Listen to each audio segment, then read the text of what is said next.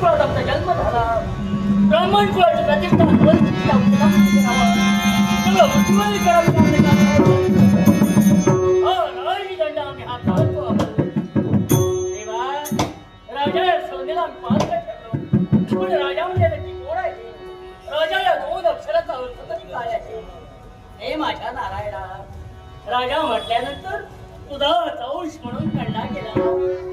राजा म्हणजे जनतेचा नाथ हो, प्रजेचा जनतेचा अग्रगण्य म्हणून आज राजदंड आम्ही घेतला. मग ही प्रजा म्हणजे तरी कोण आहे? होय, प्रजा म्हणजे तरी कोण आहे? ही प्रजा म्हणजे राजाला लाभलेली कामधेनू होय.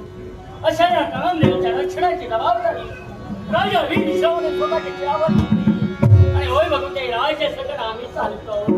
तेव्हा तुझ्या कृपाने कोणत्या गोष्टीची नुकता आम्हाला तरी तुझा डोंक होय या योगेत आवश्यक आहे. मग जनतेचं सुख हे माझं सुख नाही का? जनतेचं दुःख हे माझं दुःख नाही का? हे माझ्या देवा असेल या माझ्या जनतेला सुख शांती लाभावी. आमच्या कितीचा डंगार होणार जगावा आणि असंच विवेकातून अविरत नामस्मरण आपलं व्हावं अशी निशिदिनी प्रार्थना मी करतो.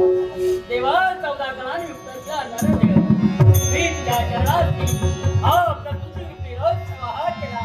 रथाचे बळ करून मी आणि हा देवाई बाबा मार्गाला लावून असतो.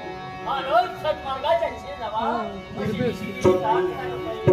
देवा सदैव विजय सदैव विजय विजय भावा हे तुझ्या चरणार्थी मनोमन प्रार्थना.